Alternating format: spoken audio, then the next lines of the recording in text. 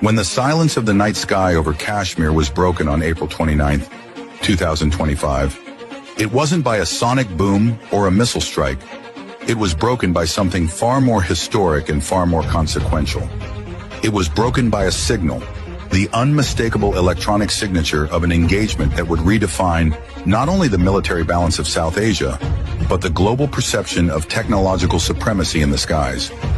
On that night, under the cloak of darkness and the weight of decades of hostility, the air forces of India and Pakistan faced off in what would become the first known direct engagement between India's French-made Dassault Rafales and Pakistan's Chinese-built J-10CPs.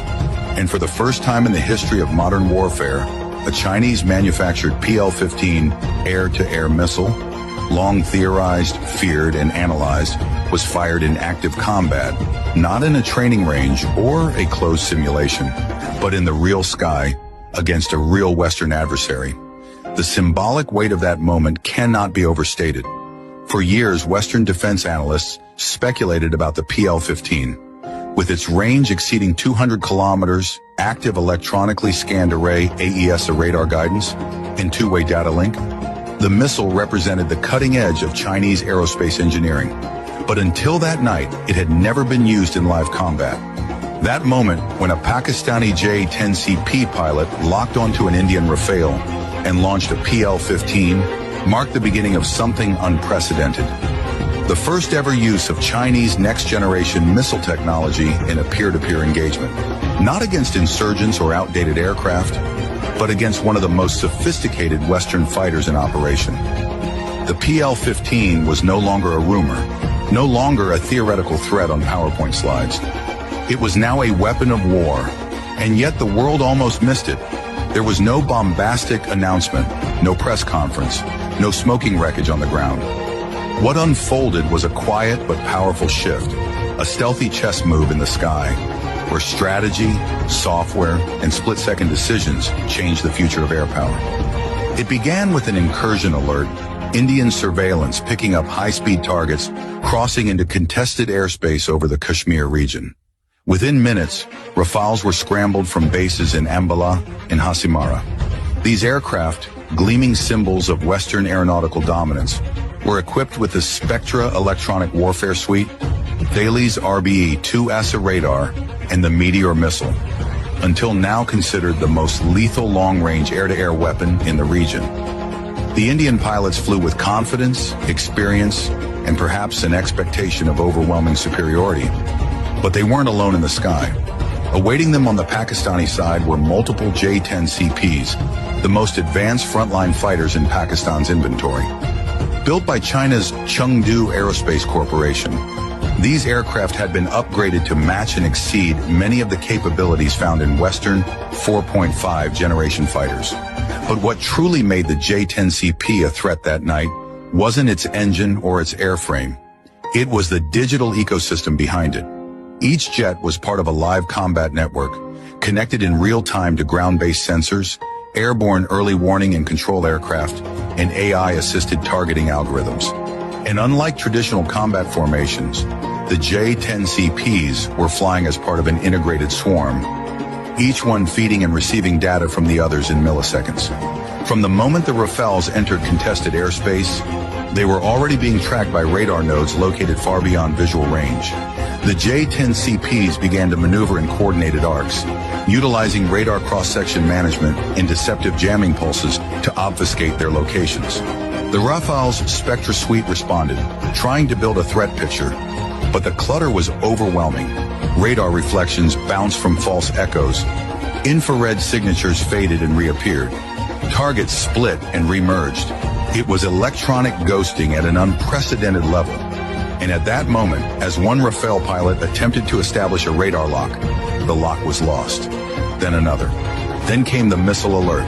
The first PL-15 had been launched.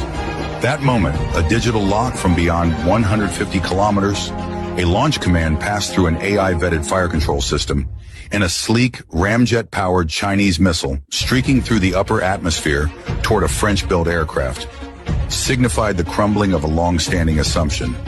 That assumption being that no non-Western air force could successfully use its indigenous weapon systems in real combat to challenge a frontline NATO standard fighter. The PL-15's guidance system, built on AESA radar, similar in class to Western systems, but tuned to operate in heavily jammed conditions, allowed it to maintain lock even under Spectra's defensive scrambling. For the first time, the French-Indian fusion of stealth, jamming, and sensor resilience faced a missile with equivalent, or possibly superior, electronic resistance. The Indian Rafale, evading at full throttle and deploying countermeasures, managed to break radar lock at the final moment, but not without consequence. The engagement disrupted the formation. Communications went dark. Indian pilots reported scrambled data links, delayed targeting information, and overlapping threat indicators. One pilot later recounted feeling like they were flying inside a maze of mirrors, never sure if what they saw was real or a decoy. The Rafales were forced to disengage, unable to effectively return fire. Their Meteor missiles operating in a heavily jammed environment failed to achieve lock before safe engagement range. For the Indian Air Force, this wasn't just a tactical retreat. It was a strategic alarm bell, a wake-up call that their most advanced fighters could be challenged and even outmaneuvered by a digital combat system developed in China and operated by their regional rival. For Pakistan, this was more than a symbolic victory. It was a demonstration to their adversaries, allies, and global observers that they now possess the capability to challenge superior platforms using battlefield integration, electronic warfare, and next-gen missile technology. And for China, it was a moment of profound strategic validation. The PL-15, which had been touted for years as a rival to the Meteor and AIM-120D, had now tasted real combat. Even in a limited capacity, even without a kill, the message was clear.